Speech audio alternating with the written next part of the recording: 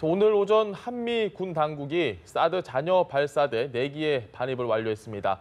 사드가 한국에 들어온 지 반년 만에 레이더와 발사대로 구성된 한 개 포대의 완전한 배치가 이뤄진 겁니다. 자, 전문가 두 분과 함께 관련 이슈 짚어봅니다. 김정봉 한중대 석좌 교수, 장광일 동양대 국방기술대학장 모셨습니다. 안녕하십니까? 안녕하세요. 장 교수님, 오늘 새벽에 아마 뉴스 통해서 많이 보셨을 겁니다. 주민들의 격렬한 저항, 그 과정에서 부상자도 나오고 경찰도 상당히 많이 투입이 됐는데 어떻게 좀 보셨는지요? 우선 우여곡절 끝에 일단 사실상 배치가 완료된 것으로 봐서 예. 만시지탄이다 하는 이런 생각이 들고요. 그다음에 이제 어떤 의미에서 이것으로 해서 불필요한 소모적 논쟁을 종식시키는 계기가 되었으면 좋겠다 하는 말씀을 드리고, 예. 문재인 정부의 어떻게 보면은 이 안보 정책, 국방 정책에 대한 외부적인 리트머스 시험지 성격이 사드 배치였는데, 미국이나 중국이나 또 우리 국민에 대한 그런 차원에서 본다면은 이번 사드 배치가 완료됨으로 인해서 일단은 더 이상의 불필요한 논쟁을 종식시키기를 저는 기대하면서 일단 잘 됐다, 그렇게 평가를 합니다. 알겠습니다. 네. 이 배치가 정식 배치가 있고 임시 배치가 있는데 이번에 된 건 어쨌든 임시 배치잖아요. 네. 국방부에서도 네. 방금 브리핑을 통해서 이야기했듯이 차이가 어떤 게 좀 있을까요? 표현은 임시 배치를 우선 하였고, 예. 그다음에 이제 일반 환영 평가를 거쳐서 정식 배치를 한다고 봅니다만은, 제가 볼 때는 이번 배치가 사실상의 배치 완료 상태다라는 저는 평가를 하고 싶습니다. 왜냐하면 추가적인 일반 영향 평가를 한다고 해서 바뀔 상황이 없습니다. 환경 영향 평가의 핵심은 역시 전자파, 예. 소음 이런 거였는데, 전자파를 실제 사드가 배치되었던 일본, 그리고 괌, 그리고 실제 이 지금 성주 이 현재 기지에 예. 가서 배치 검증을 해본 결과 인체에 미치는 영향이 200분의 1도 안 된다 예. 하는 결과가 나왔잖아요. 그러니까 우리가 갖고 있는 휴대폰 정도도 안 된다는 거거든요. 그런 걸로 봐서는 별도의 이것이 일반 영향 평가를 했다고 해서 결과가 뒤바뀔 우려가 없고, 오히려 지금 엄중해지고 있는 상황 속에서 더 이상의 이런 임시 배치다, 정식 배치다 해서 1년 후에 표현은 바뀔지 몰라도 예. 사실상은 이제는 완벽한 배치고, 또 배치된 사드가 완전한 임무를 수행할 수 있는 그런 어떤 방향으로 우리가 가는 것이 바람직하다라는 평가를 하고 싶습니다. 알겠습니다. 그게 이제 임시 배치하고 그 최종 배치, 정식 배치의 차이가 가장 큰 것은 현재 미군에 준 그 면적 자체가 10만 제곱미터거든요. 예. 이거는 소규모 환경 영향 평가로 배치할 수가 있으니까 임시 배치고, 앞으로 전 면적을 70만 제곱미터를 다 주게 되면은 예. 일반 환경 영향 평가를 해야 된다 이런 얘기고, 또 일반 환경 영향 평가에 인체에 미치는 거 이런 거는 별 차이가 없습니다만은 제일 골치 아픈 게 주민 공청회를 개최해야 되는데 예. 바로 주민 공청회 때문에 해일기로 이송하거나 이런 걸 안 하고 일단 그래도 정식으로 도로를 통해서 이렇게 이송을 하는 바람에 이제 좀 이렇게 많은 갈등도 생기고 했던 것으로 저는 생각이 됩니다. 알겠습니다. 네. 어쨌든 이제 비로소 한 개 포대의 장비를 완벽하게 좀 갖췄다, 이런 평가가 이어지고 있는데, 실제로 좀 사드가 어느 정도의 미사일 방어 능력이 있는지 항상 궁금하거든요. 좀 설명해 주시죠. 이 미사일 방어 능력과 관련해서는 이제 사실은 2014년 처음에 사드 배치 필요성을 제기했던 것은 바로 주한미군 사령관이었던 스카페로트 장군이었습니다. 예. 그때 이제 그 양반 논리는 북한이 이 스커드 도동 미사일을 갖다가 고각 발사했을 경우에 현재 갖고 있는 패트리어트 시스템 가지고는 방어하기가 어렵다. 그러니까 지금 미국에서 새로 개발해서 배치하고 있는 사드를 배치하는 것이 주한미군을 보호할 수 있고, 더 나아가서는 우리 국군과 우리 국민을 갖다가 보호할 수 있다. 그런 차원에서 이게 배치가 되었습니다. 그러니까 예. 현재의 패트리어트가 사실은 이 고도로 보면 대략 한 15km에서 한 30km, 또 이 표적을 방어하는 범위로 보면은 전표적에 불과하거든요.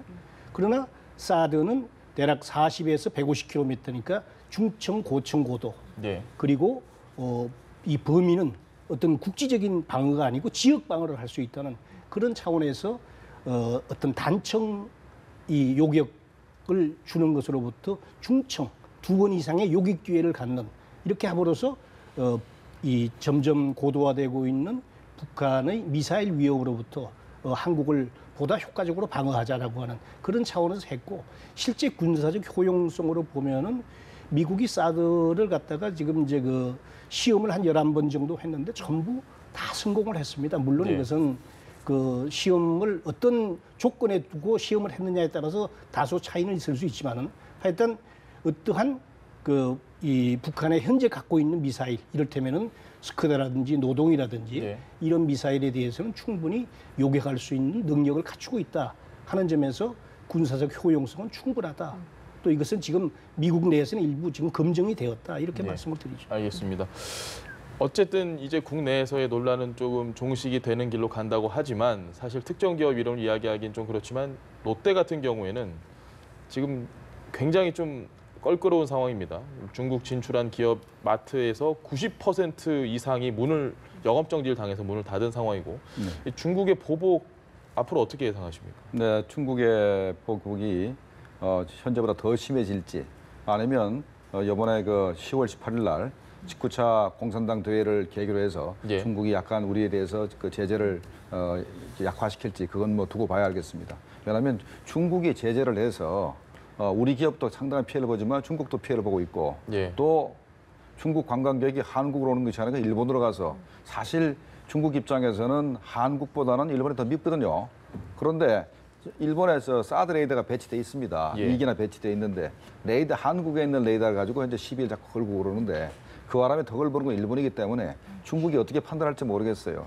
한국을 제재하니까 일본이 덕을 본다. 예. 이 부분에 대해서 중국이 공산당이 어떻게 판단할지 모르겠는데 제가 볼 때는 일단은 초기에는 일단 뭐 더 제재를 한다고 이제 소리는 치겠지만 현재보다 더 제재를 하게 된다면은 한국과 중국 양국 다 예. 상당한 피해를 보게 되고 또 반사이익으로 일본이 더 이익을 보게 되기 때문에 중국이 일본이 이익을 안 보게 하려 그러면 예. 한국과 관계를 그래도 개선을 하고 사드 제재를 해제할 필요가 있는 것이지 계속해서 이렇게 뭐 우리 사드 문제만 가지고 우리를 제재한다는 것 자체가 아마도 뭐 자기네 국익에도 도움이 안 될 겁니다. 알겠습니다. 네, 사실 중국은 북핵 해법에 있어서 좀 대화를 통해서 대화 제재를 병행해야 한다 이런 입장이잖아요. 뭔가 이번 사드 배치를 통해서 더욱더 이런 입장차가 우리와는 더욱더 갈리지 않을까 이런 우려도 좀 제기가 되는 것 같은데요. 중국 입장에서는 우리는 이제 북한의 핵 위협 때문에 사드를 배치한다라고 이제 보고 있는데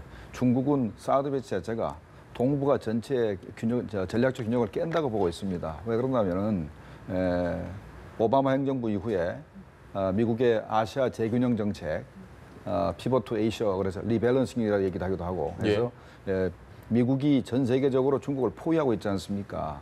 만약에 또 그렇게 만약에 센카쿠 열도나 아니면 남중국해에서 전투가 벌어지면은 주한미군도 중국이 공격할 타겟이 되는데 사드가 우리 그 한국에 배치되면은 중국이 한국에 있는 주한미군을 공격할 수 있는 네. 그 수단이 마땅치 않거든요. 그래 큰 틀에서 이제 반대를 하고 있기 때문에 사드 문제는 어떻게 보면은 이게 단순한 북한과의 문제가 아니라 미중 간의 큰 대결 구도에서 벌어진 일입니다. 그래서 네. 사실 사드 문제를 해결할 수 있는 힘을 가진 나라는 미국밖에 없고 이거는 미국 트럼프 행정부가 나서서 해결해 줘야 됩니다. 더군다나 현재 성주에 와 있지만 그것도 미국 무기가 분명하고 예. 그걸 운영한 것도 분명히 미국이고 하면은 중국이 제재를 하면 미국에 제재해야 되는데 힘없는 한국만 가지고 그러는 건 문제가 있는 거 아닙니까? 네. 네. 이런 부분은 우리 대통령이 중국의 시진핑한테 분명히 얘기해야 되고 또 트럼프 대통령을 만나서 분명히 얘기해서 아니 시진핑과 트럼프 양자 간에 해결해야지 왜 자꾸 우리를 갖다가 우리의 제재하느냐는 걸 분명히 할 필요가 있습니다. 알겠습니다. 지금 그 장광일 교수님은 잠시 먼저 지금 좀 자리를 비우셔야 되는 상황이어서 오늘 교수님하고 이제 계속 저희가 얘기를 하는데 방금 트럼프 대통령 이야기가 나와서 말인데 트럼프 대통령이 어찌됐건 최근의 행보를 보면 강경 대응을 하다가 우리나라에 한국과 일본의 그 무기를 뭐 판매할 수도 있다라는 이야기도 했는데 오늘 또 FTA 폐기에 대해서는 뭐 이제 좀 미루겠다, 논의하지 않겠다라고 이야기를 했습니다. 마치 극과 극을 왔다 갔다 막 이렇게 하는 것 같은데 이 전략에 대해서는 어떻게 평가하십니까? 그러니까 트럼프 대통령이 사업가 아닙니까? 예. 이 이제 사업가인데 이분이 장사를 하는 수법 자체가 이런 겁니다. 근데 북한도 그런 수법 많이 써왔지만 예. 그 사업의 주제가 아닌 다른 걸 들고 와서 사람을 괴롭히는 겁니다. 예. 그러니까 당장은 지금 현재 어디서 아파트 재개발하고 싶은데 재개발 얘기하는 게 아니고 다른 얘기를 하는 거예요. 다른 엉뚱한 얘기. 무슨 옛날에 내가 돈 빌려줬는데 왜 그걸 예, 안 갚았냐 이런 식으로 얘기를 하는 식으로 해서 그걸 친 다음에 자기가 그 사업에서 추 목적되는 것에서 이익을 보려고 하는 게 트럼프 행정부의 특징인 것 같은데요. 예. 그래서 지난번에 트럼프 행정부가 들어서자마자 사드 배치 비용을 한국에 청구하겠다라고 예. 얘기했지 않습니까? 그게 10억 불인데 10억 불을 다 우리한테 요청을 하겠다 그랬는데 그거는 말이 안 되는 것이 우리 한미 상호바이 조약이나 소파의 규정이 있어서 달라 소리 예. 못합니다만은 그런 소리 해놓고 그다음에 한미 정상회담 끝난 직후에 FTA를 얘기를 했죠. FTA 체계를 그걸 폐기하겠다는 식으로 얘기했지 예. 않습니까? 그러니까 그냥 그때 사드 비용을 얘기한 거는 FTA 협정에서 유리하게 하려고 그랬던 거고 예. 요번에 최근에 FTA를 폐기하겠다 얘기하는 것은 나머지 무역 협정이나 무기 판매에 있어서 유리한 협정을 차지하려고 이렇게 성동격서식으로 해서 이익을 찾으려는 트럼프 대통령의 어떤 협상의 전략이 아닌가 생각을 합니다. 알겠습니다. 네, 정말 뭔가 장사꾼이다 이런 생각이 드는데 때문에 방위비 분담금 문제에 대해서도 좀 걱정하는 분들이 많은 것 같아요. 교수님 어떻게 전망하시나요? 네, 방위비 분담금은 분명히 늘긴 늘 겁니다. 예. 지금까지는 어떻게 됐냐면 91년도에 최초로 이제 방위비 분담금 문제가 돼서 그때부터 우리가 방위비 분담금을 냈습니다. 옛날에는 3년에 한 번씩 협상을 해서 물가 상승률만 올려줬거든요. 그래서 연간 4% 이내에 상승만 시켜줬습니다. 예. 그런데 이제 이게 내년도에 이게 지난 3년 전에 협상을 해서 내년 말까지 협상은 끝난 상태고 네. 그러면 2019년부터 시작되는 한미 방위비 분담 문제가 있어서 아마도 트럼프 행정부가 상당히 좀 증액을 요구할 가능성이 높다고 생각합니다. 예. 그래서 우리가 방위비 분담 방위비를 분담을 하게 되면 그 비용 속에서 사드 운영비를 지불하려고 그러는 것 같아요. 운영비를 지불하려고 그러는 것 같은데 그렇다면은 현재 한 9,300억 정도 물어주고 있는데 예. 이게 아마 2019년도부터는 조금 더 오르지 않겠나. 1조가 넘어갈 수도 있겠네요. 한 1조 안팎으로 해서 조금 더 오르지 않겠나 생각이 듭니다. 알겠습니다. 트럼프 대통령 이야기를 하니까 또 푸틴 대통령 이야기를 안 할 수가 없습니다. 문재인 대통령이 이제 어제 정상회담을 했고 우리는 분명히 원유 공급 중단이나 이런 얘기를 했는데 푸틴 대통령 쪽에서는 너무 그렇게 몰아세우면 안 된다라는 식으로 이야기를 했거든요. 상당히 앞으로 그렇게 협조하기가 쉽지는 않아 보인다 이렇게 예상이 되는데 어떻게 보십니까? 네, 기본적으로 중국과 러시아를 잘 볼 필요가 있습니다. 예. 러시아가 유럽 쪽에 나토 쪽에서 또 이 동북아 쪽에서 미국의 압박을 받고 있는 상태 아닙니까? 예. 그러면 러시아는 중국과 힘을 합치고 예. 또 북한과 힘을 합쳐서 나름대로 이 동북아 지역에서 한미일 3국에 대항할 수 있는 중국, 러시아, 북한 이 군사적 연합 체제를 만들 필요가 있는 겁니다. 예. 기본적으로 러시아는 핵을 보유하고 있는 북한이 붕괴되기를 원치 않고 북한의 핵 포기도 사실은 원치 않습니다. 속마음은 그렇습니다. 예. 그렇기 때문에 저번에 나오는 얘기를 보면은 제재가 능사가 아니다. 예. 대화로 가야 된다면서 이 사람들이 3개 단계 전략을 제시한 것이 로드맵을 했죠. 로드맵을 제시한 게 첫 번째가 뭐냐면 일단 북한 핵을 동결시키고 그다음에 한미가 연합훈련을 축소를 해라. 예. 그다음에 한국과 일본, 미국이 북한과 각자 양자 평화협정을 체결한 다음에 예.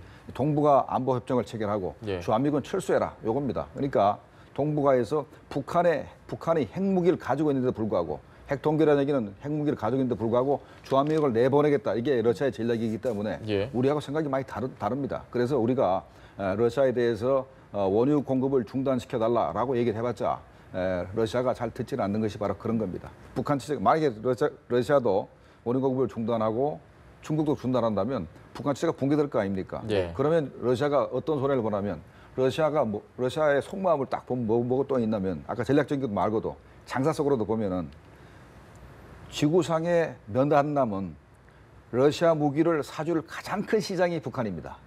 북한이 가장 큰 시장. 가장 큰 예. 시장입니다. 그래서 만약에 북한 경제가 다시 활성화되면은 러시아 무기를 뭐 수십억 불씩 팔아줄 수 있는 나라가 북한밖에 일단 없습니다. 경제적인 게 깔려 있는. 제가 볼 때는 제가 이제 전 세계 그 국가를 외교적으로 다 이렇게 공부를 하고 수많은 대사관 분들을 수십 년 봐온 사람입니다. 예. 그런데 전 세계에서 가장 돈 좋아하는 사람이 러시아 사람들입니다.